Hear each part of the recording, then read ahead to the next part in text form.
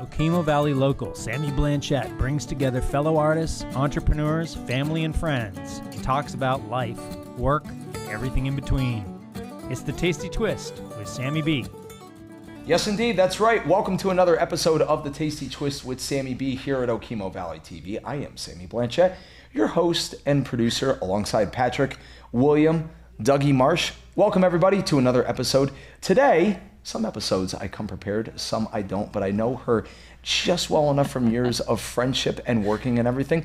Alyssa Stewart of Stewart Maple. Hello. And the Tap the Table event up in Cuttingsville. That's me. I'm her. Yeah, I am her in the flesh. You said you were nervous, but how are you feeling actually with this? I'm excited. I think it's just going to be fun to, hang out with you guys. Stir up that's conversation, always super exactly. Fun. Right. Yeah. I'm never short on words. That's so. Yeah. As a business owner, I would think not. So let's start right from the basics. Tell a little bit about your career, your life in Vermont, how it all started out in Cuttingsville years ago. Oh boy. All right. I'm a born and raised Vermonter. I grew up on a... Those are few and far between. I Very know. nice. I grew up in a farmhouse in East Wallingford that my family had for something like 300 years.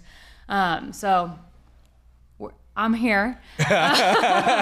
In the flesh. I'm here in the flesh. And I went to high school at Mill River High School in Clarendon and took a brief stint. Is that on the opposite end of Wallingford?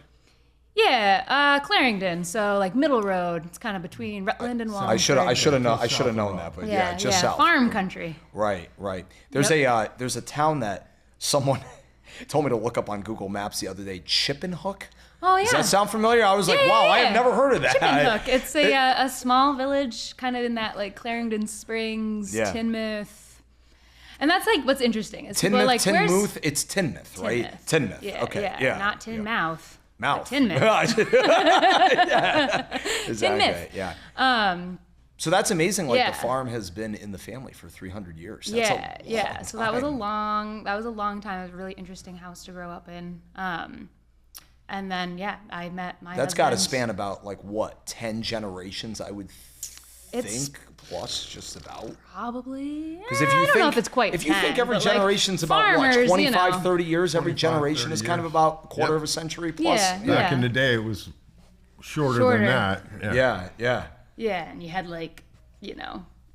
18 cousins. Yeah. That were from one aunt, you know what I mean? And that was normal. Yeah, the family trees were definitely massive. Humongous. Much like more, the big maples big that are out maple, there, for sure. So tell us a little bit about the farm, how it's doing and everything. Yeah. So then, get done with college. I have a degree in ecology. There's not a lot of jobs out there for ecology, especially if you want to stay locally. Would you say teaching ecology is probably the next step after that could definitely bachelor's, after a bachelor's, you would say? Yeah. I think you could definitely go that route. I was looking for a lot of science stuff in the field and you were kind of told there's every company needs an environmentalist that does whatever study on such and such, and or the state needs people to go out and take samples from ponds or samples from soil. They don't need new people and every year. If they have to employ the whole graduating class. They don't need that many people, and that's okay. It's all right. So my husband at the time had dropped out of college. I wasn't married to him at the time, but he had dropped out of school and was just doing the maple stuff. He had started that in high school, so it was kind of well, we're both home. Yeah. I'll go run some lines with you. And that's kind of how I slowly sort of was getting into it. Of hey, why don't you guys start a social media page? Let's try to sell a little bit of your syrup. Right. And then I was running the social media page, and then I was oh, we got Christmas orders, and I'll help pack the orders. And then it was we got to a point where we had met with someone who wanted to buy our products to distribute. That's awesome. Then and so the I quit my job to do that. The Maple Mafia came in. There is a Maple Mafia for there those really of you who do not know. There is. Between Vermont, New Hampshire, and Canada, especially. There is a Canadian Maple Mafia, Federation. brother. Is there? Okay. They buy up millions of gallons and store it in Canada to drive up the prices. It's just like oil. There is a cartel for maple syrup. I am not joking. Yeah, not joking. No, it's crazy. There was a maple syrup heist. And there was the $87 million worth of it that got stolen in the middle of the night. Where did it go? It was into black market. For some reason that got lost in the Civil War conversations in American history that I was learning back in my education days. Yeah, I was going to ask, how early did you start working any sort of job within the farm? Within the farm, so I started full time with them in 2018. So it was a year after I graduated school. I left my job. Where did you go to school again for college? I ended up graduating from Castleton. Castleton, okay. Yep. Nice. Yep. Transferred a couple different times. So awesome. You can take a really untraditional college route. It's okay. Yeah. And then you can not get a job out of college, and it's also okay. It's also okay. I think that's important messaging. Yes. Especially for like the generation coming up. Of Yes. Things are changing really fast. Is your kid listening right now? Yeah. Don't throw away the coasters, and also you can do it. Also, just be open-minded and trust that it's going to be okay. Yeah. You'll find something. Sometimes really it's cool. just simply okay to get a job, just to start making money and start saving and start developing. And I always think about this with sports all the time. Yeah. I think there's a reason sports are very important, same as arts and crafts as well too. It teaches you that teamwork and team effort to be able to go out into that so-called lovely thing, the real world, eventually. Mm-hmm. And so there's all these different things in real life that modern education won't fully teach you. But and if you gotta kind of take how you go to school to kind of learn how to learn, and then you gotta go in the real world and continue to practice learning kind of, or okay, I know that I've learned how to do something hard, and now I have to just do something hard. Mm-hmm. And figure it out on your own. Which has definitely been the story of Stewart Maple and the entrepreneurial journey. It's just been we have no idea what we're doing. Right. But we're going to just do it, and we're going to Google it, and we're going to figure it out, and then we do, and then if it works, and it keeps going. Yeah, it keeps going. And now it's this big giant thing that we're still laugh of oh my God, remember when we were daydreaming? Exactly. Wouldn't it be cool someday if this happened? And it's here. So that's awesome. That's really cool. And once again, for those just tuning in, Alyssa Stewart of Stewart Maple and Taps the Table. So you used to be right where the Rustic Rooster in Cuttingsville. Shout out to Greg and Donna of the Rustic Rooster, by the way. And shout out to Hallie of Wally's Corner, which is where you used to be next door. Yes. The post offices and everything. Yep. So where Wally's Corner and Hallie are currently was my store. I sort of started the expansion of the farm store. It was all made in Vermont products and really hyper local stuff like that. Obviously, selling maple syrup and our product, and really having a home base to sell our product out of, and not keeping it out of the sugar house. And how many years were you in that location? I was in that location for 4 years. So I joke, I'm I have a college degree in retail management as well, and starting a store. And it was going really well. It was growing. I was kind of at a point where I'm all right, I need to hire employees. I need some other people to be here. What do we do? You're managing people now. I need to be managing manager. people. Yeah. And then the 2020 floods hit. If you know Cuttingsville, it's right on Route 103 between Ludlow and Rutland. So the Mill River runs right through the town. 2020 or 2023? 2023, yeah. Oh, I thought you said 2020. I'm sorry. Yeah. Oh, COVID was 2020. That's so we right. went through COVID. Yeah, yep. We survived COVID. We were thriving through COVID. Because people were super into the hyper local, buying local, and the small business support was really strong in Vermont through COVID. So that was really interesting to kind of have that very niche market and people kind of coming to support that. It had to be really strange, though. I'm sure any business owner can attest to this, but the distancing, the mask protocols, all of that had to be just such a shock, I would think, to you. Probably. Yeah, and it was interesting because I had only had 9 months in business before COVID. So I really didn't have any of my own personal experience to sort of compare against necessarily. So it was, you barely knew what being in operation before COVID was like. Right. Now there's a new world again. Now there's a new world again, and it was sort of, we're still just learning, and it kind of worked out because it was let's be really creative, and does anyone want to buy $25 box that includes like these things. You can send it to like a friend that's a nurse, and people were all about it. And I was like, okay, cool. We're gonna stay in business another month. Yeah, maybe two. Maybe two. Maybe two. And we stayed in business, which was awesome. And when the floods came through, Hallie was a neighbor. She also was running a gift shop. She lost her store space and a lot of her inventory. And my store was fortunate. We were totally dry. We were able to remain open, totally normal. And I'm like looking like, oh my God, this woman who is literally my neighbor is putting in the hours. She like has all the energy, and I at that point was kind of like, I think she does a great job. She does a great job, and my business, like the store, was sort of separate from where the Stewart Maple, like the products specifically, like they were both growing, and it was hard for me to do both. So it was kind of like a hey, this could be a really good win-win for everyone. And you guys have a garage right down the road from there now. Yeah, so that's our sugar house, our warehouse. Right.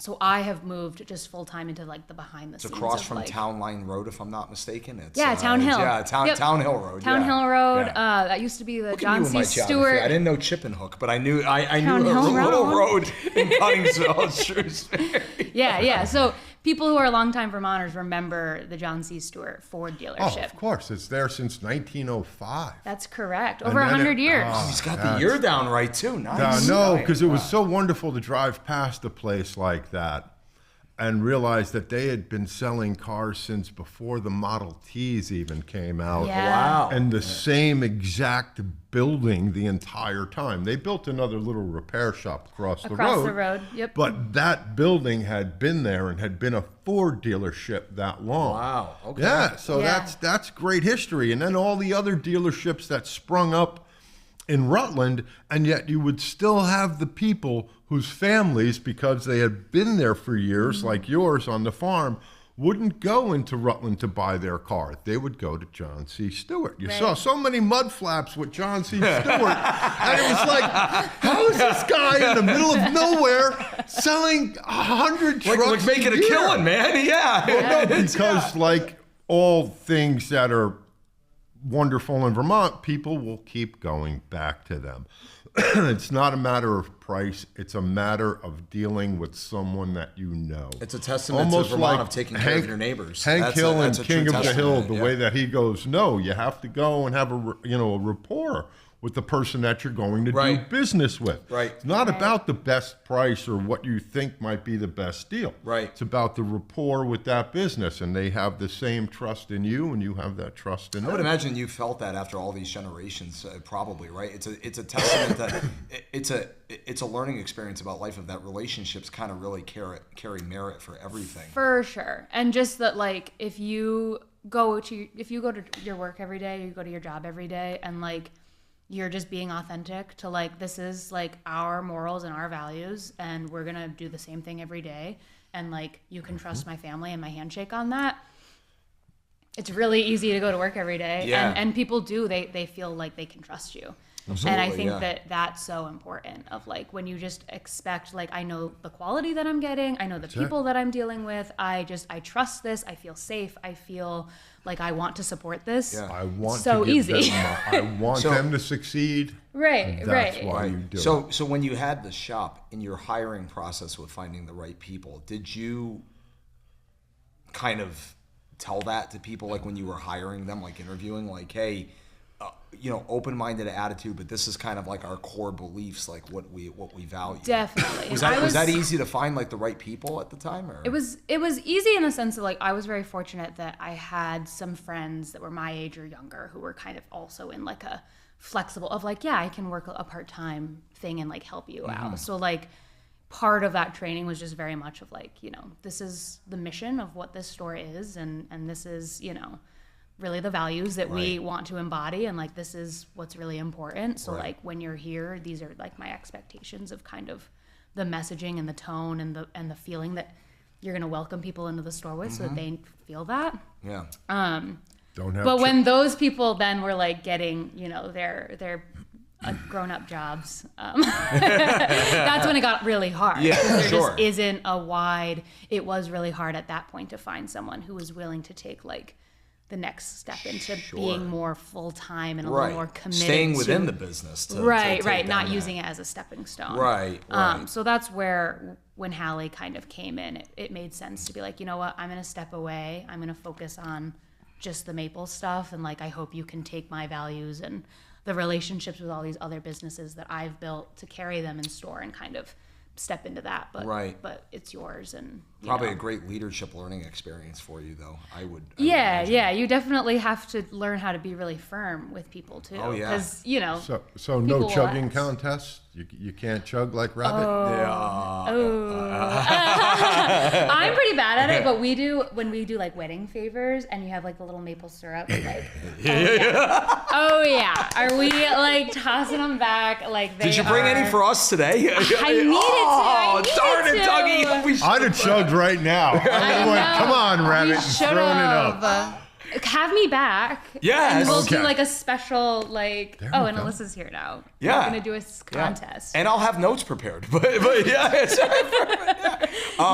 So before we get to the big event that's coming up on Saturday, October 5th, I just have to ask. I'm sure every farmer and farming family has a different perspective on how stressful and much pressure it is to manage a small business like a farm. It's got to be like a full 7-day-a-week job. Not even just the social media aspect of things, because that's a whole nother department of everything. But up in the morning, praying for good weather, watering the crops, it's got to be a lot, right? Every single day. Yeah, and it is really unique because we're only maple syrup farmers, which is different than like you may talk to a lot of other people who do maple syrup in the area and they do other types of farming, but we are 100% making maple syrup all the time, and that's it. Right. So yeah, like while we have sort of a very like seasonal schedule, like when it is sugaring season, you are working 24 hours a day. If the sap is running, what are the prime months throughout the year? I forget. What are the prime months? So like traditionally, the prime months would be like February, March, April. With the way modern kind of technology and sugaring has kind of come up, and as well as just like how the climate is sort of changing. If the ski season sucks, it's really good sugaring weather. Is it really? Yeah. So like we made syrup as early as November. Warmer temperatures help with that, right? Yeah, Is that why? Right. If it's raining, you're catching the sap in the on winter. the way up. Right. Raining in the winter, anytime it's over that 32 degrees, the sap is running after you have that like dormant period where the leaves fall off the trees and they I just assume you guys don't have the old style buckets and no, we're high tech. High tech. We got all the modern. Tech. We're modern. Modern. All piping. Yeah. So it looks like Willy Wonka's chocolate factory in there. Like it's stainless pipes and monitors and things that light up and have buttons. And it's very cool. It's very cool if you're interested in it. Are you guys just self distribution, or do you go through like other vendors and companies that help out in distribution? So most of our distribution goes to Butternut Maple Farms up in Morrisville. Nice. That's a nice town. Yeah, it's beautiful up there. And Butternut Mountain Farms is like the largest distributor in the United States of maple syrup. So when you go to Walmart, you go to TJ Maxx, you go to Whole Foods, you may see their branding, Vermont Country Store, like all of those companies may have like their version.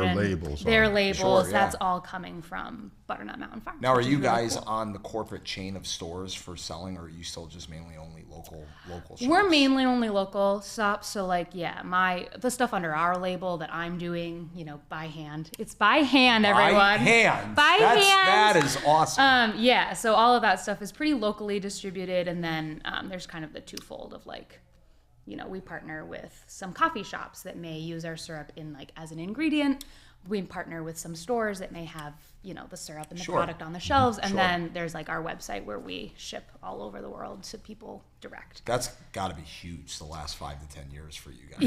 It's crazy. Again, it's so funny how it's grown, because it's like, I had a video that like popped up, in the timelines, and you're looking back like, oh my God, look, like in 2017, like I was part-time helping you guys out, and like, oh my God, I canned, 24 quarts, and that was gonna last us all fall. And I'm like, 24 quarts, like I sold that on Tuesday. Like it was just such a crazy like difference in the volume. Is it hard to keep up with production? That's a like supply and niche demand, question. like an economic supply and demand sort of question. Yeah, because like you only make your syrup in that season. Right. So again, we have a very long season. It can be as early as like late November through April. Sometimes it doesn't start going until February. Perhaps maybe is it season. hard to keep up with demand? Maybe that's how I should have phrased Right, the question. right. So like we have the warehouse of syrup then, right? And then there's kind of like how many barrels, 55 gallon, drums do you have to break open to like put it into the containers?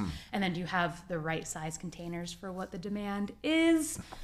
We've been really fortunate that for the most part, we're never like running out of syrup, which is good. But we do get calls because you have some like other farms or stuff like that like come the holiday season or like right after the holiday season. They're like, we're out. Like, have you guys made any yet? And it's like, actually we have. Yeah. So like we can help you out with that. Yeah. How long does it stay stored in a 55 gallon barrel? What's the length it could stay stored in there? Years. Oh, it can? Years, Okay. yeah. So it's all hot packed, which is really important to note. That's what does it then, okay. So it's hot packed, so it's sterile, and it's basically like canned in a sense. Self-vacuums. It doesn't matter the grade of maple syrup. It doesn't matter. I mean, as far as like being good for years. Sorry. Oh yeah. Sorry. I guess it depends. Yeah. So as far as it being good for years, it is sort of like you preserve a can of pickles and then you put it on your shelf. As long as you don't disturb the can, sure, yeah, it should be fine, right? Like, how many different grades of maple syrup do you guys specialize in? So we would really maybe 3. Okay. So like we primarily make Golden Delicate, that grade A fancy. That's the real light stuff, and then we make a lot Amber. We're kind of hit and miss. Amber. Amber rich. That's medium. Middle of the pack. The medium roast. Everybody like for likes coffee, amber. That's the medium roast. Right. And then sometimes we're lucky and we make a little dark. Some years we don't really make any dark. Yeah. And if you burn it, call it candy. Right. It's Dougie will chug it. It's lollipops now. No, it's lollipop. I fell asleep while it was going. It's lollipop. Wizard of Oz. We represent the lollipop gin. The lollipop gin. The lollipop gin. Yeah. We actually have a steam evaporator, so it's really hard.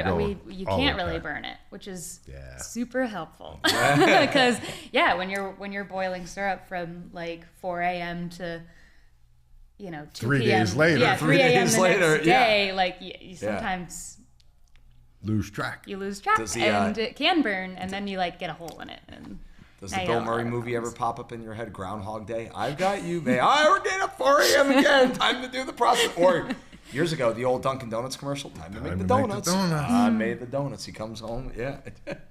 Honestly, we feel a lot more like Wedding Crashers, where it's like, we have a maple syrup conglomerate in Vermont. Now, and it's like, that sounds fake, but... Do you have people with other properties that you, let's say, lease their trees from, or they give you permission to go on their property to get the syrup from them? Okay. Yeah. So about half of our taps are from leased properties. Okay. Be it from a neighbor who, is just like happy to like do that and or get a little right. There's, the tax breaks with land use, or they're just happy to work with your neighbor.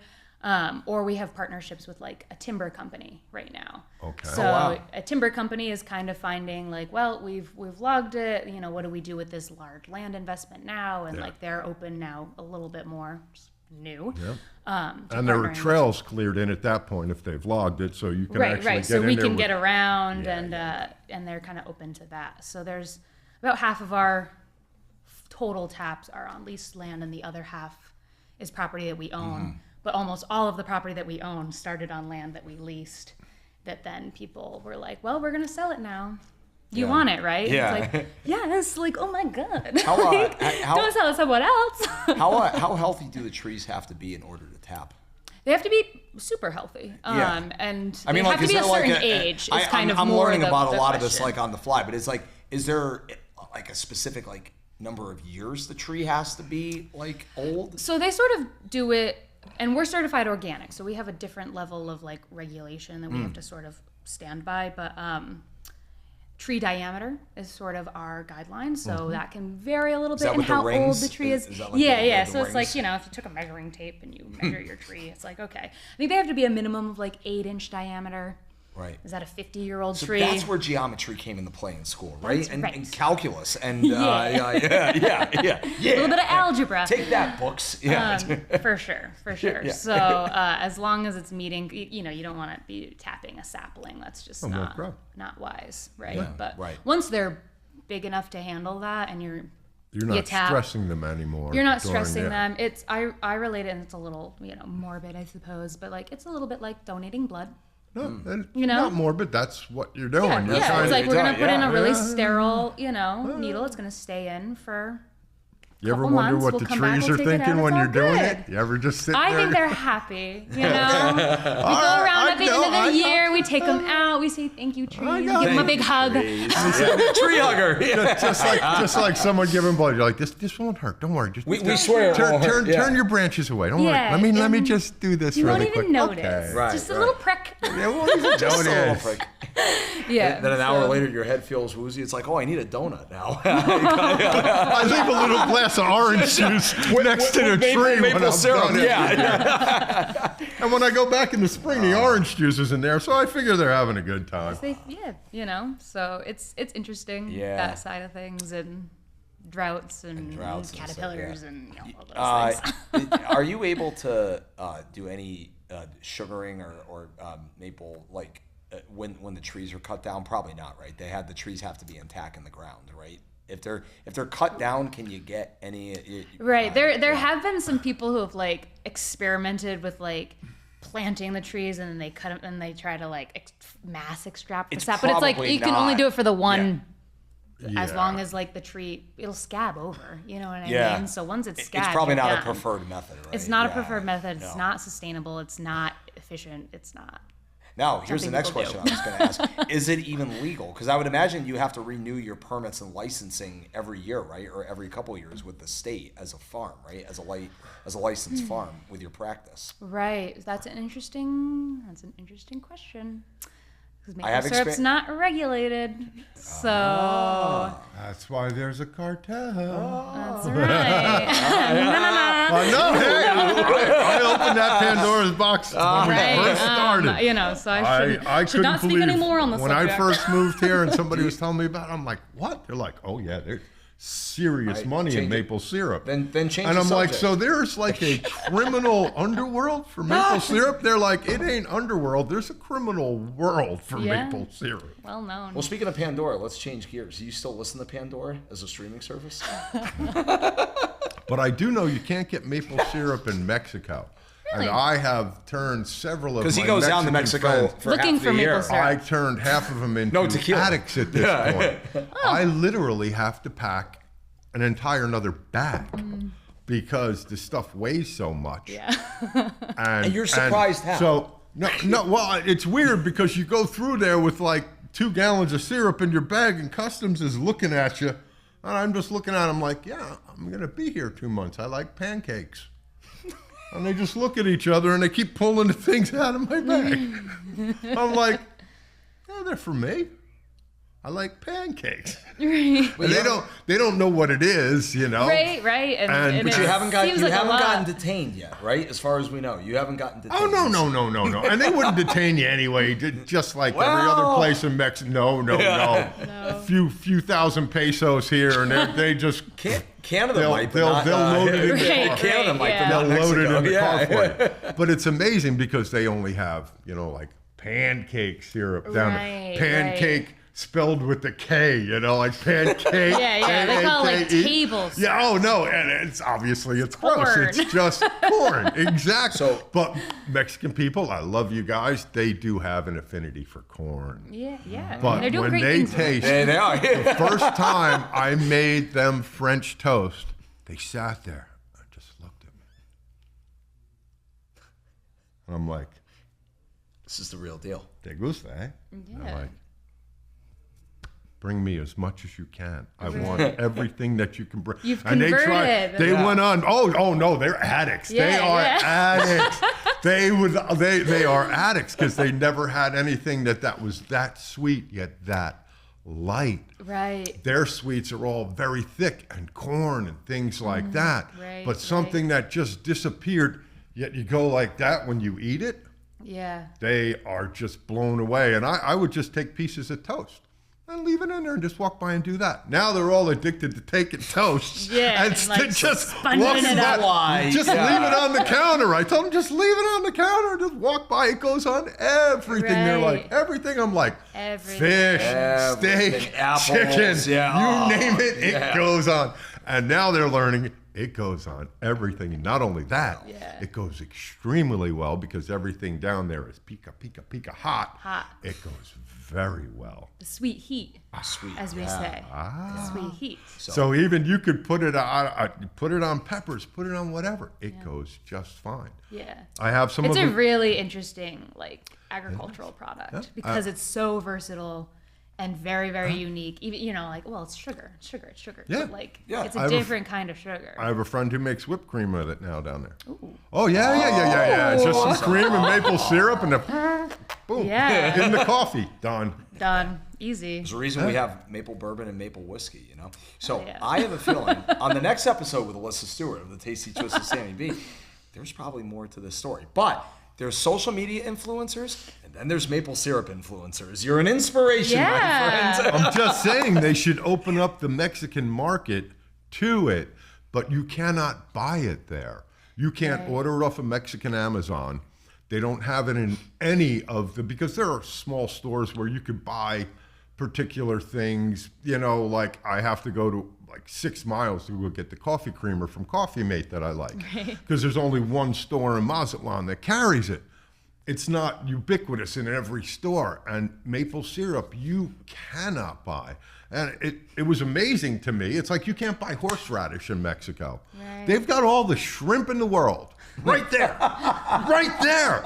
Yet they don't have horseradish. That's another thing I bring down now. Right. Oh, they freaked out for it. They're like, what is this? I'm like, it's horseradish. They're like, horse. I'm like, no, it's a plant. And you got to explain. Where it comes I from, pull out my why, translator yeah. and I say, no, it's Well, a they plant. got it. What about cocktail sauce? They got to sell that, right? Because that goes well with shrimp also, too, right? Okay. No? No, I have to mix it with ketchup. See, it ruins shrimp. I'm not kidding. Come on. But no, there is a place you can get. My level of enthusiasm just went down. Right. What a No, you got to bring your own. strange- Yeah. So that's one of It's the like Monty things Python. They say, I what's a learned. strange person? Well, isn't it just interesting how, you don't...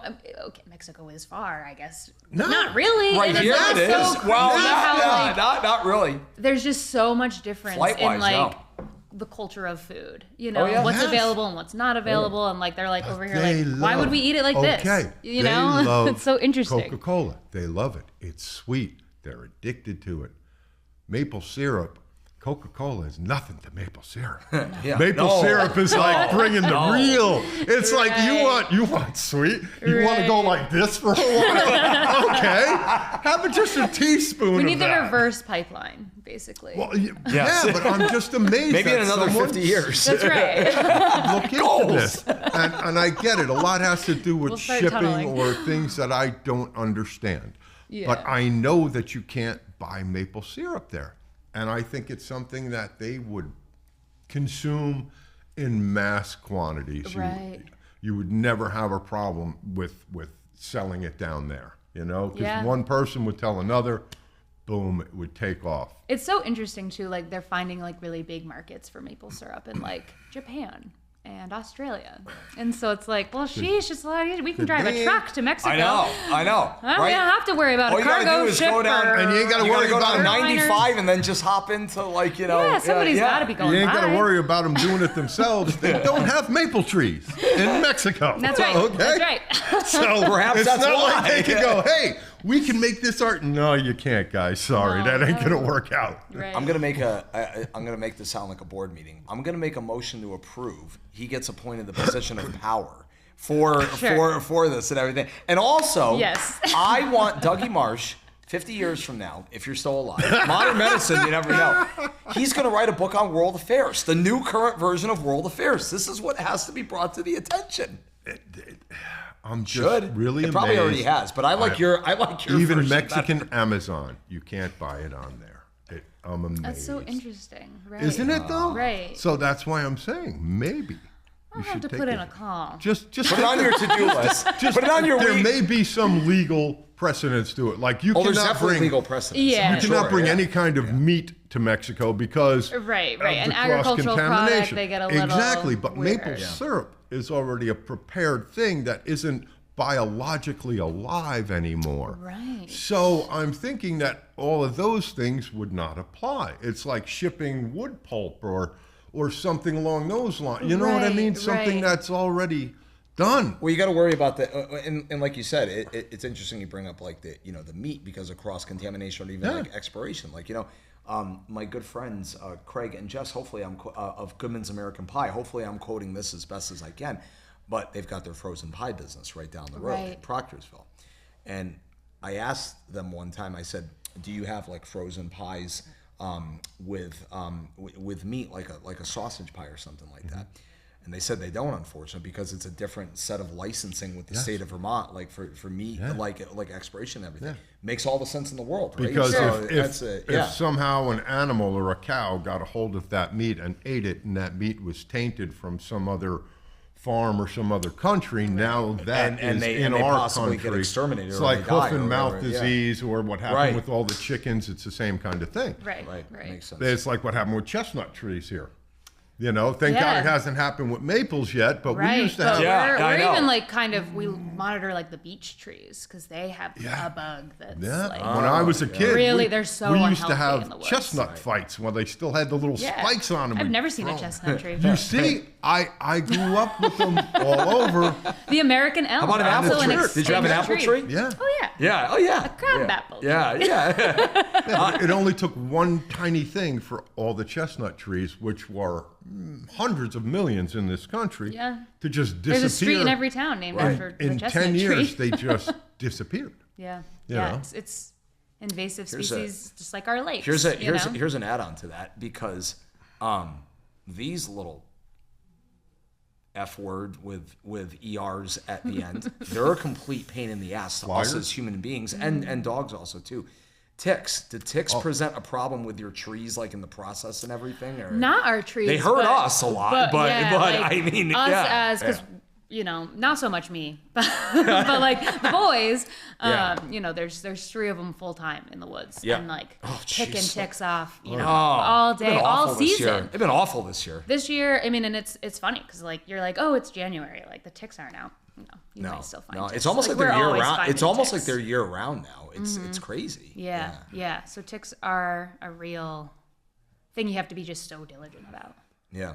We've been fortunate, but yeah, you have to be so diligent. I never want to get bit by the one. I think you just. Yeah, I know. I don't like it. So with a dog, I've pulled a couple off of me this year. Thankfully, and everything. But left and right, you got a dog.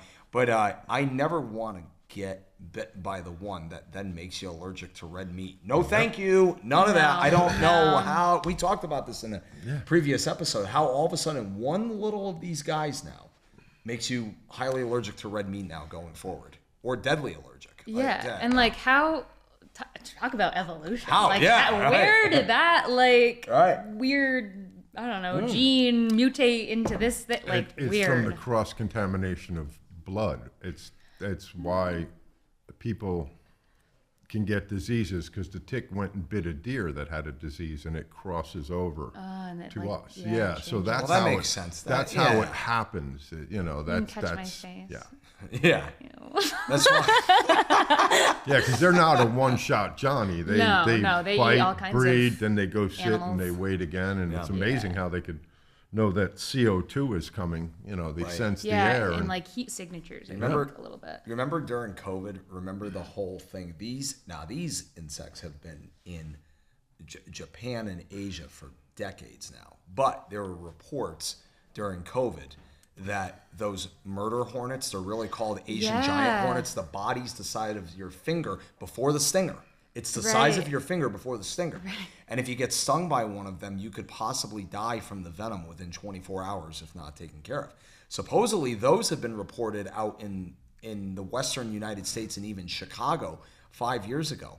Who's to say in another 20 years from now they're going to be all over the country? I mean, we've already got the killer bees from Europe, the Africanized killer bees like out in Arizona, out in Death Valley. I mean, if George Carlin was alive, he would have predicted this a long time ago. We're going to be the planet of the insects. We're really going to be gone. The planet of the insects. At one point, though, that was considered incredible science when they were bringing species from other countries and getting them transplanted places. They thought it was the most wonderful thing in the world. So, Right. and even the Not realizing what the Not realizing what the exactly. damages could the be. Not scientists realizing. were doing it and trying to make it happen. Right. Yeah. And they didn't look that far into the future because back then we couldn't really see single cells and things like that. Right. Sure. We saw a problem and we thought we saw a solution to it, and they introduced them, and now the introduced thing, obviously it's foreign species, has destroyed a lot of things. Yeah. But it was considered incredible science, at one point, like, wow, we should do this. And people were given prizes and money to study it and do it. So we kind of were our own worst enemies, and now we can't uncork it or return to the way that it was. Right. It's impossible. Right. We were talking about, you were talking about like taking like extra science classes like in school growing up and everything. And remember those classes where it was the 7-step process of figuring things out? It's like identification, analysis, and then you come to like conclusion. Like whatever that 7-step science process. Your hypothesis, right? Yeah, you're coming up right. When really in the real world, this is the stuff that he's talking about. It's like they thought of this immediately, but didn't think of the future 50, 100 years from now, what that might happen. Right. And also the planet's warming, which that's a conversation for another time. Speaking of another... Well, we have so much global trade, except apparently maybe served to Mexico. But except... so there's things that happen inadvertently just for... All bets were off so at much that point, zipping around. Zippity-doo-dah. Zipping around. Not only Model zipping T was around, but in zipping around so Huntingsville. quickly.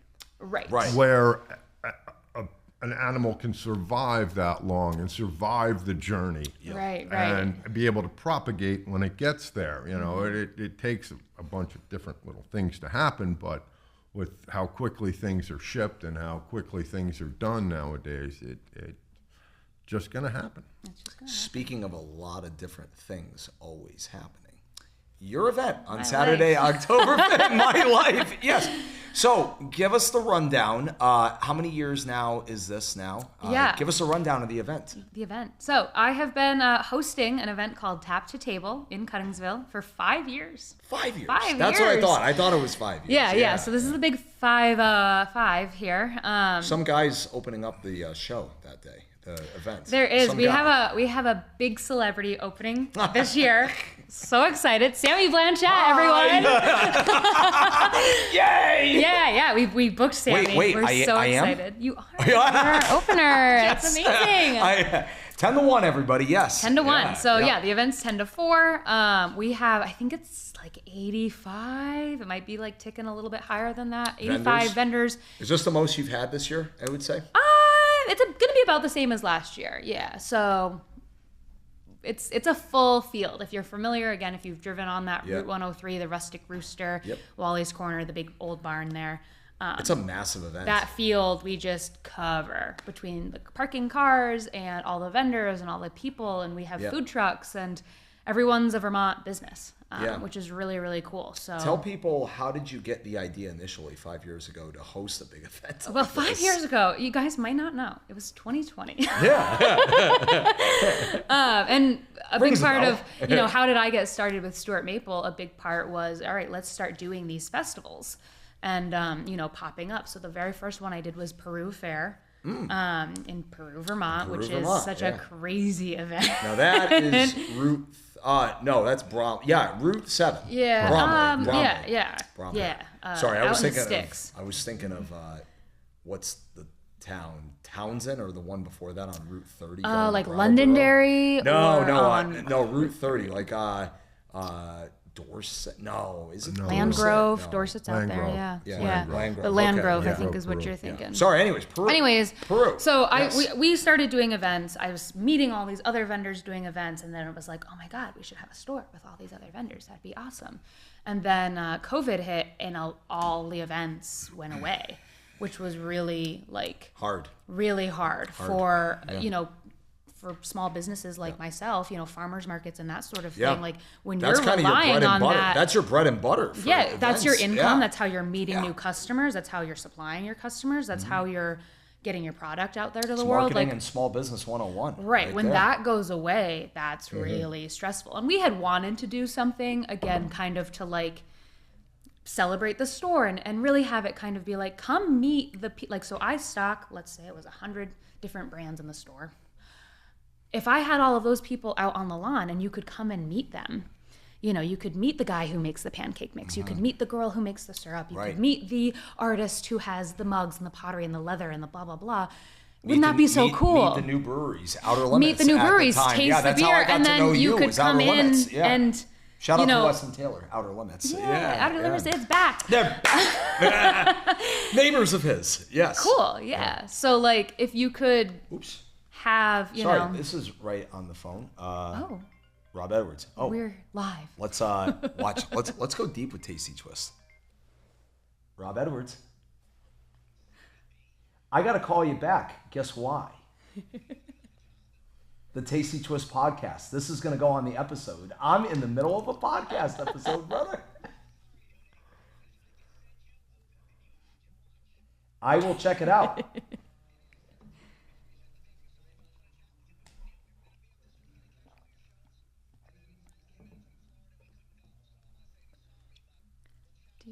It's like they say, right? Yeah. It's like they say in Seinfeld, nobody come. Nobody come. All right. Hey, say really quickly, say goodbye to Okemo Valley TV because you're still on the air.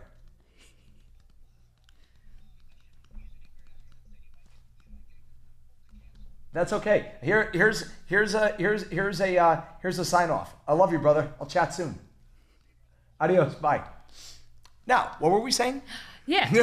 Tap to Table. Tap to Sunday, Table. October 5th, opening with Sammy B. That's going to be funny on the recording right there. Yeah. And that's the small business world, everyone, where you're just juggling a lot of things all the time. And you might be interrupted, but it's good. Tell us about the pain in the ass part of the moving parts of things. Hey, I can't make it, or hey, let me get, I need this logo by a certain day. Oh yeah, I'm sorry, I'm getting there. Yeah. So think about like Tap to Table just is my own like small part of my whole job is like. Surely it doesn't seem small. How many parts are in? It takes me. I start planning so early, like January. Yeah. We hold it in October. Because you got to make sure you get the musicians and the vendors. Right, and you're coordinating with 85 different businesses. Which could be times 3 or 4 people. Right, depending on how big the business is. And it's a lot of different characters because you have artists. Half of them live in the woods without farmers. Without cell phones. Legitimately. I got to get into side by side. Yeah. Go up this Give me a mountain. minute. I'm in the talk to Proctorsville Gully. Hold on.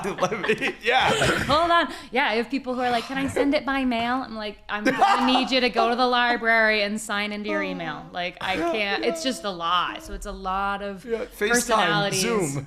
to coordinate for sure. Yeah. A little bit more than a labor of love, right? Kind of. Yeah. So that's a little bit like we ended up bringing in sponsors because to help the event, you don't realize. Like, I don't think the public realizes because it has such well received from the community. Yeah.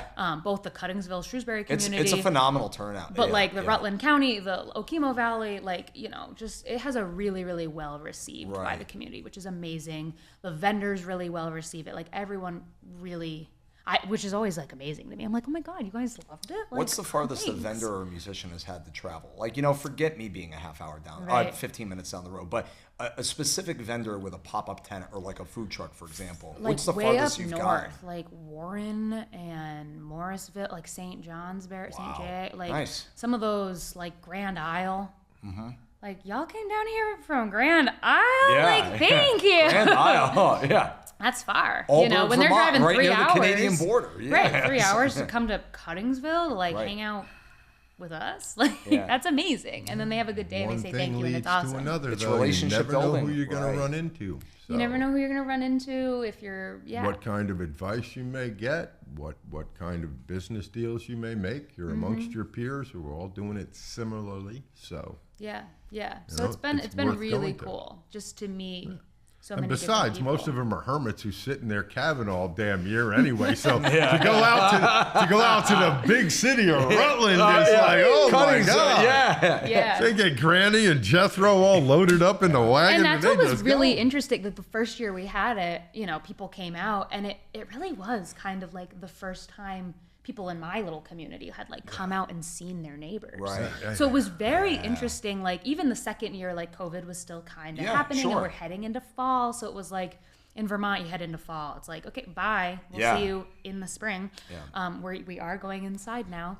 So it's very interesting just how much like community chatter kind of happened. And now people look forward to it every single year. Yeah, and also, which is really cool, and it's so family friendly too. Yeah, like, all elderly folks who come in like with their walker, they find a spot to sit, they enjoy the music, they shop a couple people, all the way to like very young kids running around. how big has social media and smartphone technology played into your marketing for it? It's been essential because you are able to do it so affordably. Yeah. And that's something that's been really hard. Yeah. Is like the money that you'd have to spend to see the same amount of eyeballs during like print or more traditional kind of methods of advertising. Right.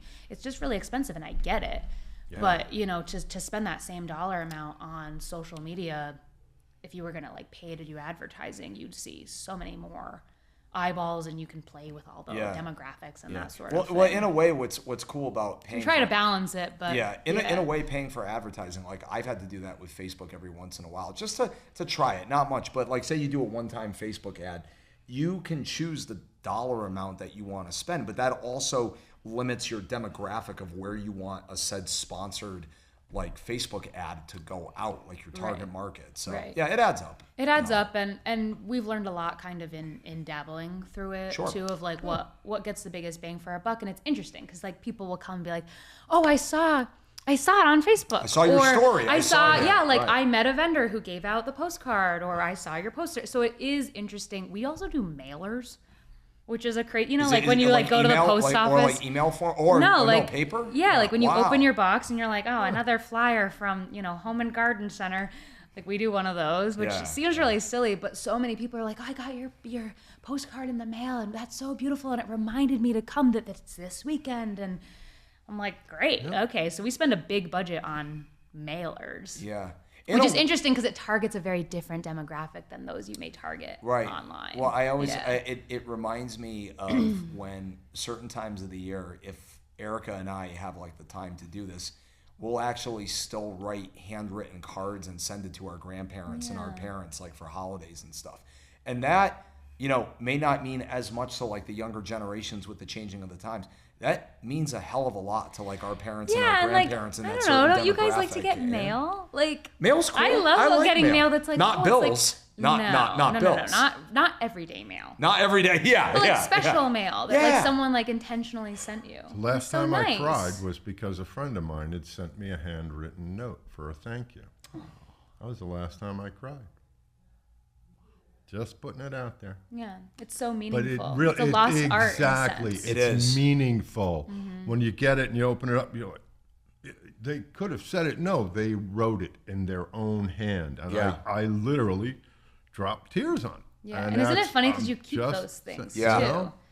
Okay, and it's just really interesting, and that's the connection that I think again like full circle here. Like you meet the people and you have an experience, and that carries through, and then you pass it on, and then you get a handwritten note, word of mouth, that says thank you, it's word of mouth. It's hey, in case you didn't know, this thing that you did like really helped me out of whatever, blah blah blah. That's so meaningful. Like, we need more of those connections. Yeah, saying it online, I think, has lost all meaning because of the way a lot of that stuff has gone. Not lost all meaning.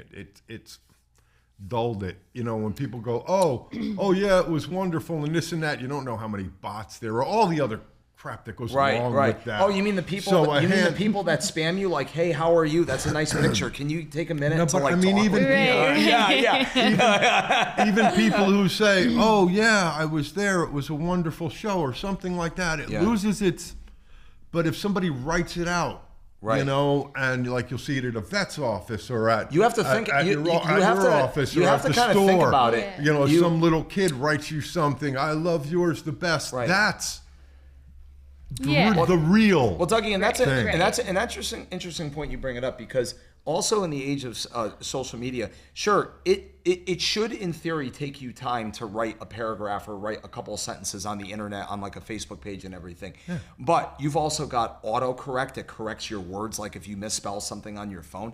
When you're writing something old school, like in cursive nonetheless, also as well, too, you really have to think of saying and spelling the right your, there, 222. My dad, I love you to pieces, Stu Blatt. He's the grammar police. He always tells me, you gotta write the right version of there, the right version of your, handwritten wise. I mean, your phones can autocorrect it, but still, chatting with someone the other day, big pet peeve of mine with social media. Can people use commas in sentences on social media? What happened to capitalizing a word? What happened to a period, an exclamation point? Throw a comma in there, and it's not just a run-on sentence. Yeah. Take a breath. Right. Yeah. Like what I just did. What you're doing right now. Right? Yeah. Yeah. So yes. We're firing off so many things, like social media, so right. fast. Yeah, we don't know how to slow down. We gotta go. It's wonderful, but it's gotten us. It's taken away our ability to just be a person, to just like sit there and actually stare at a wall. There's benefit to that, folks, every once in a while. Believe it or not. Yeah, believe it or not. Every day there's benefits to that. Yeah. Every day. Yeah. So anyways, speaking of good press and good word of mouth from putting on wonderful events, have you had a cap yet on the number of vendors and even volunteers? Like, how many volunteers do you have, like, working? The volunteers, bless their hearts. So the volunteers have always been my family. We're like very close friends. God love them, because like any event, you guys work your butts off. Yeah, and it's not a small, like, I'm field. obviously putting in many hours through many months, but like the week of, our whole team, our family, our business just goes into like making the field like ready to go. And then day of, it's like, if you guys could get here at like 8, that'd be great. And it's a long day, and we do a big team dinner after, which is always really fun. Fantastic. Everyone sits and like tells about all the crazy, like, oh my God, there was a car and I told them and they ran over that rock. And, you kind of laugh, or like vendors who were kind of crazy, or guests, like just stories that you kind of hear throughout the day. But how many new vendors a year do you get? It's usually, it's about half are new vendors, which is always really cool. That's especially great. when like really high quality ones like come through. You're like, oh my God, they want to be here. Can I tell you a funny story? Yeah. So not only from your store, but also the event was how we got to know each other over the years. Yeah. And happy birthday to this lady also too. Michelle Sukar of Vermont and Bliss. Yes. And John Turco, who started the Eatery by Vermont Bliss. We miss those guys tremendously. We do. That is where I first met them. And they are just such wonderful people. And it's kudos to your event that I spent many a days having breakfast and lunch at the Eatery by Vermont Bliss, their former restaurant in Ludlow, and got to know them really well actually when the 2023 flood happened, and they were delivering sandwiches to all the guys from Casella's and all the isolated families from like the pockets of the flood and everything. So thank you. Yeah, it was your event that how I met those two and that feels so people. good, just because that's the point. Right, yeah. That's what I wanted to be. I just want to go on record as a flood survivor and pretty much ground zero for the last flood. This man right here delivered food to me while I was covered in mud. It's true. I cried about the handwritten letter. I was about to say, I think I saw you cry. That was the other time that I had cried in the last 10 years. Not just a hand. Bring it in here, champ. Yeah. You're sweating too. Look at you. Yeah. And now you're my Artie Lang on the Tasty Twist with Sammy B. That's right. It's just, these are the small world, like little moments of like human connection that really is like, again, that mission kind of statement of just the like, know your neighbor, support your neighbor. Right. Like, people are doing incredible things out here. People from my town didn't do anything. This guy, comes... some rock and roll musician, would stop by my front porch, drop off sandwiches.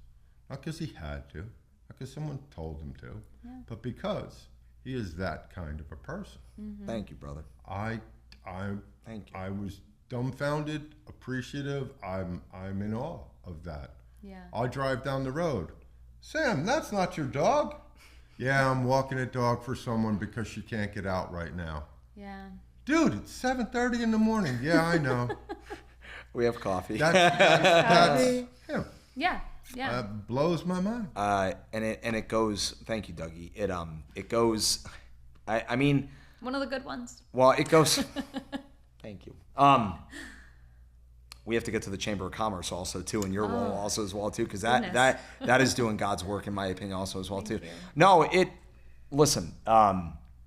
I don't think any of us, and add on to this as a plumber also too.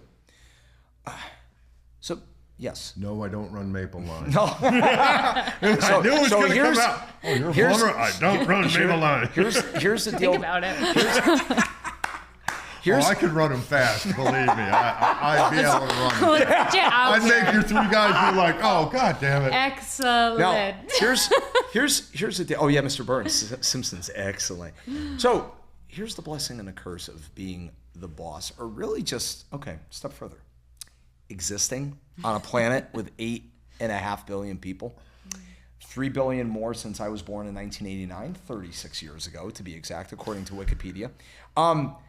There's a level of insanity with what we do for our careers of dealing with people. I don't think we all realize that each and every one of us, this is a self-awareness check, that we can be a pain in the ass to another person, depending on the person of how they perceive us. But at the end of the day, with how fast-paced our world moves, especially today, I realize that if it wasn't for actually truly giving a you-know-what of looking out for someone from the emotional side of things, that I wouldn't be financially where I am today as a 300-plus paid show a year musician. That was unheard of to me in my eyes a couple years ago. But just realizing, hey, they're not just a business partner. They're a human being that seems like a decent human being that might be going through like a really tough time. Mm-hmm. So if you walk that person's dog because they're injured, or if you give them a sandwich because they're stranded and they're trying to fix a massive flooding problem in their basement, or just very simply holding the door open for something, my mom and dad installed that in me years ago. And I'd like to carry that on and remember that as long as I can on this planet, unless I go cuckoo and crazy and like lose it all, which that might be in the process, but you know what I mean. Yeah. The emotional side of it. Even then, you'd just be dragging people's dogs. Hey, Sammy, whose dog is that? I don't know. I don't know. Right, but you see that tail wagging? Yeah. But like you said, getting back to your event, it's the little things like that define Vermont, define us. Define us, define Vermont. And I think, again, like, we're hosting it as a celebration of entrepreneurs, of Vermont small businesses, of Vermont farms, of the food scene, of artists, of artisans, and of, like, family. Yeah. Like, come and enjoy the day outside. Hopefully, good weather, because that's all we hope for always. Yeah. Do a bit of networking, a little bit of marketing, tie all that and in just relax. Like, this is good vibes, and that's really except for you. I'm running around a little, like, I don't remember it. Like, days later, people are like, it was great. I'm like, was it? Yeah. I blacked out. Yeah. You're just going with the mood. I hear it's great. Yeah, I hear it's. I haven't been, but I hear it's great. Yeah, it's like, hey, remember where you were set up, like at the 2021 Taps of Taste? No, I don't remember, because I was monitoring everybody else. And so some people would go. So Sammy, I saw a person that I actually don't really know all that well. Sammy, I saw you at Killarney in 2013. Cool. Remember that version of Can't You See? No, sorry, but I trust you. Yeah. I trust you. It was phenomenal. Oh, I got the YouTube video. Great. Show me another time. I look forward to seeing it. And isn't that interesting too, that there's like, it's so important to remember, like, you don't know what someone else's impression. You've made an impact. What I mean? You've made an impact. Yeah, I think, and even I was doing a lot of content. I've taken a massive break from it, but like, people that you don't really know come up and they say, oh my God, it was so great, or this or that. And it's all very positive, and that feels so good. I'm so glad that something I put out there had such a hugely positive impact on you. And that's, I think, what's really important when you're a leader, you're out in the community, you're doing something, you're setting an example, like you do just have to remember, like, is it really worth kind of losing your mark? You know, is it really worth having that bad attitude or making a snarky comment, or kind of, again, as a business owner too, like there are times that you'd like to kind of have like the Christmas Story father where you're like yes, there are many times you want to just tell somebody right off, but like, is it really worth that? And like, people are watching. And there's cameras everywhere, there's phones everywhere, and then it's not to like make you be afraid, but just the set the right example for the world. Right. Like you're gonna make somebody's day so much more positively impacted if you can just like kind of let that fall off your back, and just like being a public figure too. Do you find it hard to remember everyone's names? Yeah, I don't know anybody's names. I'm always like, biggest problem I have these days, throwing it out there. Like, I know a lot of people's faces, and like as you're talking, you're like, oh, okay, I'm putting it together now. But, or when someone, if you you're see praying me, somebody walks up to them and says their name. And you're listening. And they like introduce themselves. So if you see me out in public and I don't remember your name, it's really not personal. Like I'm. Thank you for sharing what's going on. It's like, say you don't know his name. But you know my name. Then you walk up and you introduce. That was perfect. You walk up, introduce the person you know, and the other person introduces themselves, and you're like, yes. Yes. But then you have to play it cool. If the person that you're hoping for can get the name out of the person that you don't know, you're sitting there absorbing the conversation, and you're just like, say the name. Say the name. So say the name. What's your take People know what you're doing. And they look at you, and they won't talk to the other person, and they're like, you don't know my name, dude. You don't know. Seinfeld. Dolores. Dolores. Mulva. I've been watching so much Seinfeld. Yes. I love these references. I've been binging Seinfeld right now. But do you have a favorite season? You know, the meat and potatoes is 3 to 6. The season's 3 to 6. Yeah. The early seasons are pretty funny as you're as the characters are really developing who they are a little bit. They're not fully settled, kind of. Those are pretty funny. I have Seinfeld chats with people all the time. And funny story, I haven't seen every episode myself. And there's actually a lot that I've forgotten. As much as I quote it all the time, there's a lot I've forgotten. You know what I generally find to be the least favorite episode by a lot of Seinfeld diehards? The Chinese restaurant, season 2. Oh. And you know why? Because it doesn't have the baseline, and they don't go from like area to area. It's just stuck right there. But that episode is so shot. Costanza waiting to get on the payphone for a half hour, and a lady comes in, and Elaine's losing her marbles. And Elaine's losing her marbles. Yeah, and it's the whole like, hey, go to that random table and grab the egg roll, and don't like say a word. Eat it in front of them. And Elaine goes, George, would you do it for $50? I put my face in their soup and blow. But just the whole, my favorite part is he's standing in line to get on the payphone, and the guy is already on the payphone for an hour. Then the second he leaves, he goes to get to the payphone. Random lady comes right in and scoops up the payphone, and he goes, I was here before you. And she goes, yeah, well, I got the phone. He goes, that's not the point. I've been waiting here an hour for the phone. Well, if you were waiting here for an hour, you'd be in my position. And then he just leaves and gets all mad and loses it. It's very relatable. So what's everyone's opinion? Like, if you don't know someone's name, do you just come right out and be like, I'm so sorry, can you remind me? Or is that like super weird? Like, where do we fall on, let's start with you, because I have a deep take on this. You have so many times I have a deep take on this. Yeah. Is it polite or is it super weird? On how well the interaction went when I met them the first time. Okay. If I go, I like this person because I remember a positive experience with them, I will do that. Okay. If the experience was negative, I'm more than happy that I already forgot it, and I don't want to learn it a second time. Okay. That's a good rule. That's kind of the way it goes. Yeah. All right. This is deep and twofold for me, because the last 3 years, I have worked as a scanner and a lift operator at the most. This isn't good English. I was about to say the most busiest lift at the mountain, but the busiest lift at the mountain. And it's great. I'm orchestrating people. I'm scanning their tickets. I see a lot of people. People know me a lot the last couple of years from Okemo Valley Community, Ski Okemo, all the pictures. They know where I live. I'm a victim of my own creation. I get it. And so also a million times a day, where are you playing tonight? I'm orchestrating 10,000 people. Where are you playing tonight, Sammy? Where are you playing? Oh, yeah. Oh, remember you from last year. And then I look at them, and then they look at me. They're like, wait, why do you not remember my name that like I met you only 9 years ago for one time? I'm trying, everybody. I'm trying. So to answer your question, I have to go on the side of what Dougie said. It depends on the previous interaction from years ago. I feel mortified if I have to go, dude, ma'am, I'm sorry, I have to ask, what's your name again?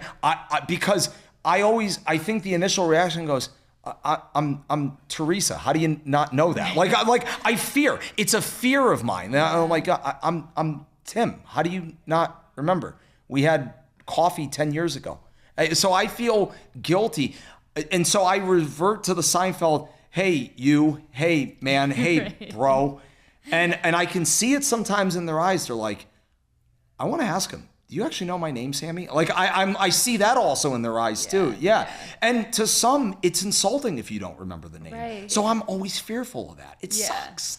Yeah, that's what's so hard. I don't know. In this day and age too, you're like, the last thing I'm trying to do is offend you, but I also... if you're trying to maybe make you sure should be a little more giving me something to remember, maybe. Or just understanding that, especially people who are on social media. It's like I meet people all the time. Right. It's not personal. No. I do remember your face. I got you. Names are names. I don't know. I wouldn't take it offensively. Even if you wrote me a check and I put it in the bank. Oh, sorry. Yeah. Sorry. Someone important. Yeah. I once thought I was. But maybe not. Alyssa, I'll take this one step further. Being public figures that we are, have you ever gotten the one where the person meets you face to face randomly in an event or at the studio, and they go, oh yeah, I'm so and so. I sent you a private message on Instagram or Facebook for a request of something, and you happen to not check the message requests on Facebook, for a business related thing. Have you ever gotten one of those? I've gotten that a few times. I have not. That did you see the scaries? I just saw it. No, that would be no, and it's not a creeper. It's it's a business inquiry. Right. It's like a real They're like, oh yeah, I sent you that message 5 weeks ago. You didn't check it. I'm like, I'm sorry. I think so. That's something though that's so difficult. Is I feel like the general population doesn't know how the business end of social media works, where it's it automatically categorizes things, and you may not get notifications that they're in this weird folder way in the back of your Facebook messages. Why is this a folder? I never set this up as a folder. Right. Your home feed doesn't share that. The notification sometimes doesn't send that. Right. So it's unless you are a business owner who's on top of it, which it's very easy. That's a full-time job in and of itself. That's a full-time job. I wish that people knew that it's I'm not ignoring you. This got sorted out of train your customers. Right. Yeah. It's an old school saying. I love that. If they don't call me and I don't hear your voice, I don't know you exist. Mm-hmm. If it's not important enough for you to call me, then it's not important enough for me to respond. I'm not being snarky. I'm just saying all these other things going on. If you have a problem and really need my attention, I'm more than happy to listen and to help. But you need to voice me, because it just goes right on by most of the time, My business card doesn't even have my phone number on it, because I don't answer my phone. The opposite so it's email me, or you can call, but don't be offended. It's going to go right to voicemail. Leave a voicemail. I will call you back. There you go. See, that's what I'm saying. Don't plan to call me. I want to hear that person's voice. Dougie makes a very good point. And I don't know in another 30, 40 years of this old school mindset that he just said, which I completely 100% would agree with him on. Yeah. I don't know if that's going to exist 40 years from now. Whatever, only time will tell. But same thing. If it's business related, especially, I'm like him. I want to hear your voice. Or don't shoot me an Instagram private message. Here's my cell phone number. If you have to shoot me a text, do it. Yeah, That's my there's best levels way to like Yes. the professionalism of like Right. how important your ask Right. is, and There it's you like go. email, phone, or phone, email. Yeah. You know, those That's two. how mine Right. goes. Phone, Instagram text, DMs. Yeah. Oh, text, yeah. email. I TikTok don't know. DMs. All other TikTok, messages. TikTok DMs, yeah. What? They have But there all is, those? but there is, like most things in life, two sides to every story. And Yeah. yes, depending on the person, there does have to be the sympathetic side of, yes, we're all swamped with a lot of different ways to communicate. And yes, sometimes something happens to come on the fly and they need to very quickly message Alyssa Stewart about this, and it happens to be a Facebook private message. Right. I get it. Now, if the person's a jerk, I'll get it, but we gotta- if the we gotta person's a redirect. jerk, but if the person's a jerk and they're narcissistic sometimes of their way of like, hey, I'm not listening to him. This is how I'm going to do it. Blah blah blah. If you know that going into it, it's like, all right, how much do I want to really give this attention? Yeah, and that's where I think, It at depends. least I've like come to a point in my career where it's just like, we may not really be in alignment to work together. Mm-hmm. And that's okay. I have gotten to a point where I am okay saying, I don't think that you're going to be happy with the service I provide you.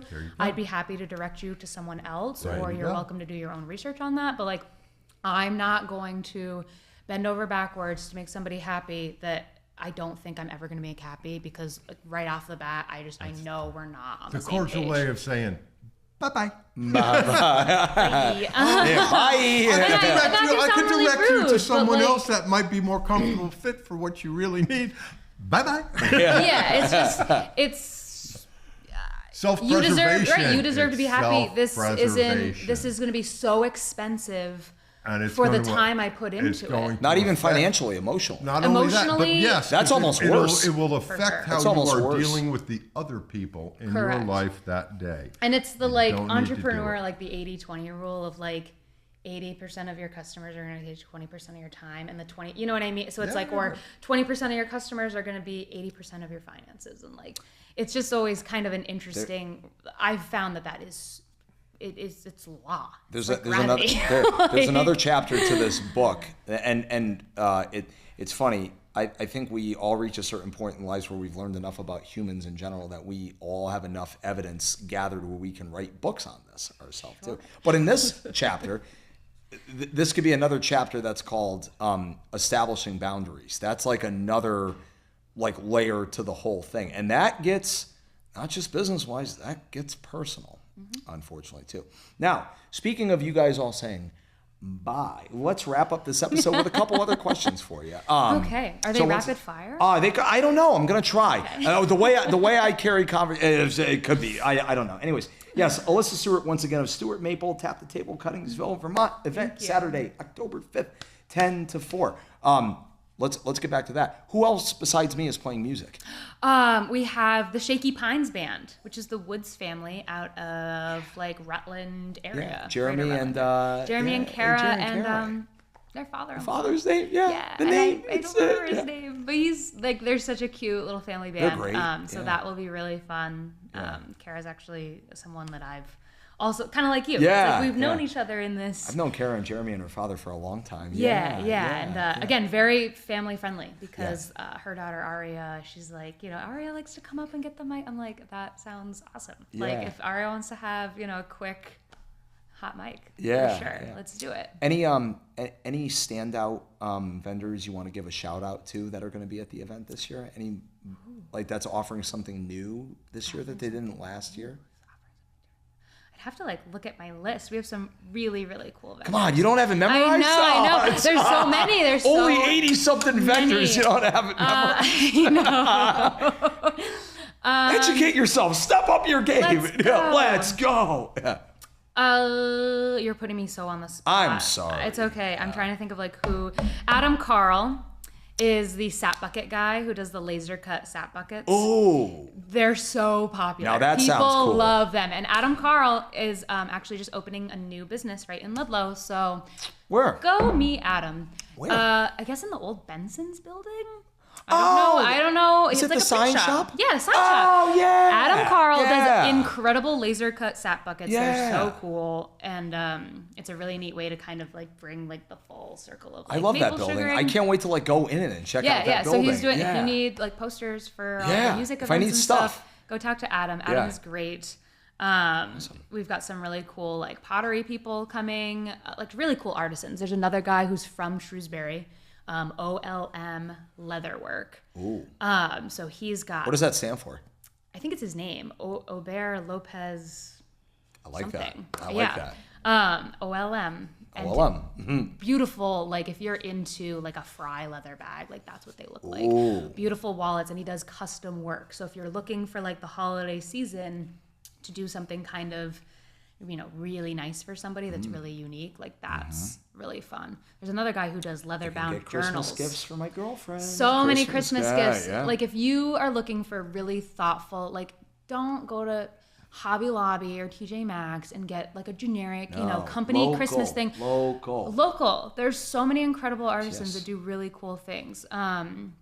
Pure Point Candle Company is coming back. They always have just like so many incredible, such good sense of stuff. Right. Oh, I have like some super cool vendors. I would imagine Hallie and Wally's Corner is going to be open. Hallie and Wally's Corner on. is going to be popping. They're having a face painting.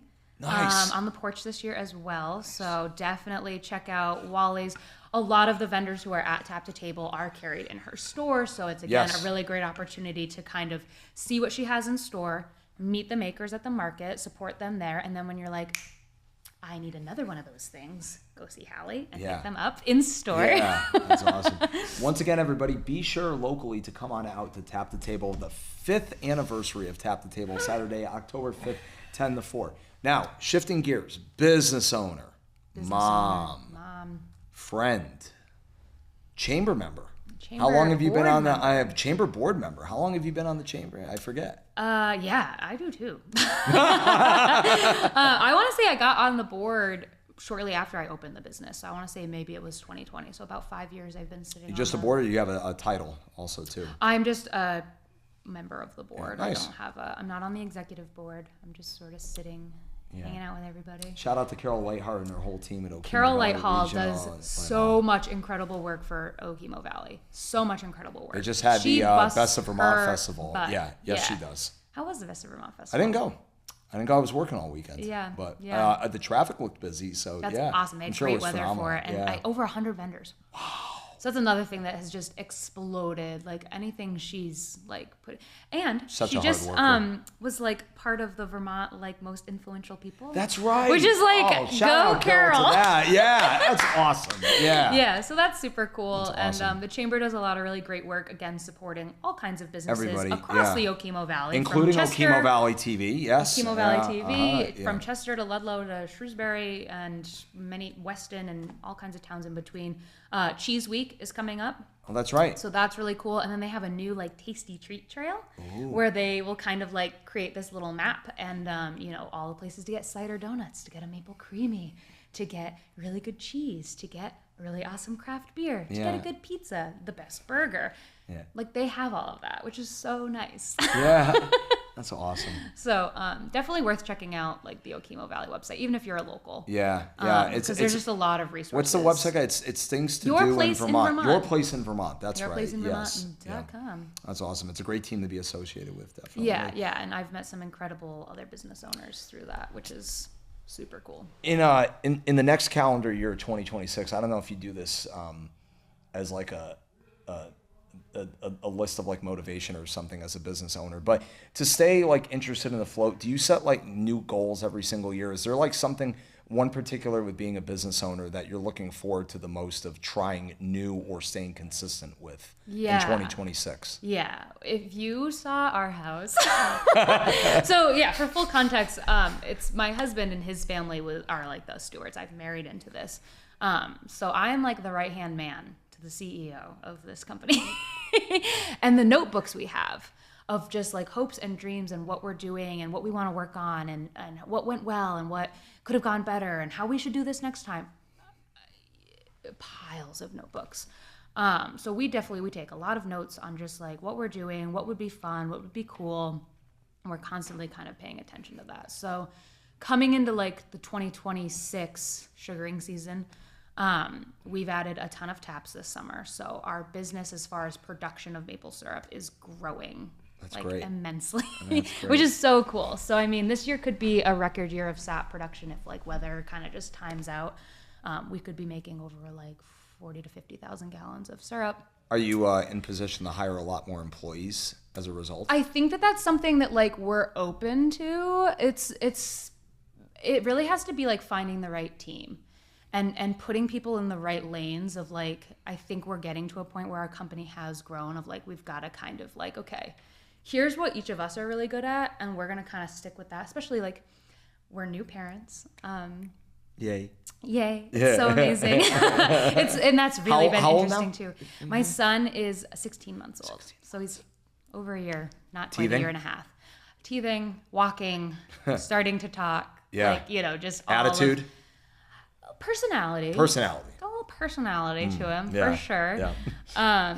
And that's really cool. But like becoming a parent also is just like major shift of what is important and what's not. So I think when it comes to business, we're really focusing on like, this is what we're good at. This is what we like doing.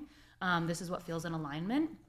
And if an opportunity doesn't like check the boxes for those things, we're going to say no right now. In your downtime as mom and dad, what are your favorite things to do with your son? We are just outside all the time. That's awesome. Yeah, we've spent a big summer outside. Play ball, kickball, football. Yeah, we have a basketball hoop, so we're all kind of shooting hoops. Obviously, you know, being on the side-by-side out in the trails in the middle of nowhere. We are those people. Yeah. I knew Doug did his research as opposed to me. Yeah. We are those people. So just, spending a lot of time hiking and walking around the woods and picking flowers and looking at the different flora and fauna. Stuff. Yeah, doing Vermont stuff. You guys, raising a Vermont kid. You guys ever get to travel, like personal vacations? No. But we I had to throw it out. I figured I had to throw it out there. We really don't travel much at all. When we do, we try to do something local. Yeah, or like we sort of will like draw a radius of like 3 to 4 hours. Like a big trip would be like going to like Acadia or like that. So it's really, you can find some really interesting places that like feel local but aren't like a plane ride away. I got a spot for you in Maine then. Yeah. Algonquin. Yes, yeah. We love like the Wells Algonquin area is beautiful. Yeah, Old Orchard Beach. Old Orchard Beach. You can kind of like make a little day trip to Boothbay Harbor's another good one too, a little further up there. Yep. Yeah. The Maine coast is hard to awesome. beat. Yeah. It's beautiful, and even like all year round. Portsmouth, New Hampshire is also like you're hitting it under the 3-hour mark. Mm-hmm. And the food is so good. And that town of Kittery, right over the border of Maine's cute too. The Kittery Trading Post. I was just there this summer. With our careers in the woods, like Kittery Trading get Post. Those boots. We Go get out there with a trailer's Big worth city. of stuff. Yeah, big city. Yeah. Checking it out. But also like the Catskills can be really pretty, or Adirondack. Absolutely. Like those lake regions can be kind of a different. Yeah. You feel like you're so far from home. What are some favorite hobbies, music, or sports? Do you like watching like sports or? Yeah, I think we like sport. We've been kind of looking to find like a local to like kind of get back into now that you can go to like a local game. Oh, you're going to be doing plenty of that. Yes, I know. And I think we're excited for it. But sports games, we're definitely big like Pats fans. So that's looking a little new coach. Mike Vrabel's first year. Yep. New coach. We're feeling enthusiastic. As Jerry Seinfeld said, he's already talking. People are talking. People are talking. Remember that, the Pakistani restaurant episode? Babu Ba. Yeah. Ooh, you bad man. You very bad. All right, wrapping it up here. Is there any, as a business owner, is there any special advice you'd like to give new and upcoming workers in the world? I know we've kind of talked about basic life lessons, but is there any like pieces of advice as far as consistency or never giving up? Anything that you want to share to the audience? Yeah, I think certainly consistency is real. You have to be disciplined. I think a lot of folks kind of are like, they find themselves working with somebody or employed and they're like, I'm going to go out on my own, and that's amazing. And I think you should, but I think you have to be really aware of like, as a business owner, you're all of the departments. It's your existence. It's your DNA. It's your DNA, and no one's putting bread on your table. No one's doing it for you. You got to do You're that for yourself, and it is really disciplined. It's easy, especially in the early days where you're like, what do I do all day? It is. It's easy, and it's easy to kind of get, down the rabbit hole of kind of not do, but learn. Go and learn. Connect with other business owners or a mentor or a class or something like that, and just try stuff. Right. You can throw spaghetti at the wall. You as a small business, you have such a huge ability to be able to pivot. Right. Kind of on a dime. Right. So if you try something and you're like, I think it's going to really work, and then it's not really working, no more. Just pivot. Hey, failure. And keep going. It took me a while to learn this, and I've mentioned this before in episodes, but failure, while seems scary, it's also probably something to just admit it's going to happen. It's how you learn. And honestly, it's the best way that you learn. Failure is the most essential part of growth, I think. And if you can remove, because when it's your own business too, it's so personal. Right. But You're sometimes you got to critic. step back of like, this isn't people taking a personal stance on me just because this idea fell kind of flat. So it's just not for them, and maybe it will be for them eventually in the future. Right. And finding your people, your niche. Yeah. So I think it's just, you really got to be disciplined and not, you got to be dialed in, but also zoomed out of just like, you can't take it so personally, and exactly. You got to just kind of. You just gotta do it. I don't know. You just gotta take an action step. Like don't keep researching and I know I gotta have my plan. Yeah. Just do it. Just do it. Dive into the pool. And speaking of, you'll swim or drown. You'll swim or sink. Yeah. Swim or and sink. If it's in a pool, you'll hit the bottom. You just gotta come back up for air and think about what maybe you'd do differently next time. Hey, speaking of just doing it, we did it. She did it. How do you think she did? I think she did absolutely Thank wonderful. you so much for having me. Alyssa Stewart, everybody. Hey, give a special shout out to anybody that you want. Go. Rapid fire. A special fire. My husband Elliot. He is just so supportive of me and of our family, and just has been one of the most open-minded and unconditional people that have been in my life for sure.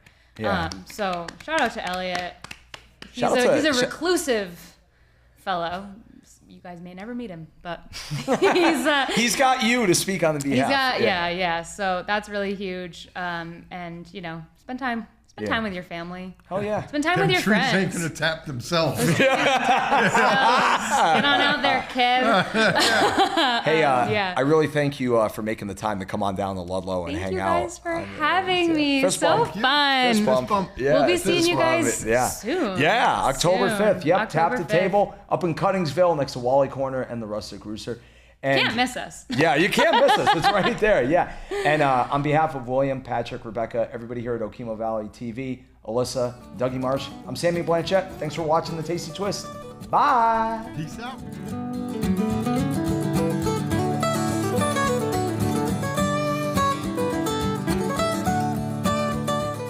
Hey, thanks for watching another episode of The Tasty Twist with Sammy B. Be sure to follow it on OkemoValley.tv, follow it on cable, or download their mobile app. You can also follow every episode on my website, SammyBmusic.com. Have a great day.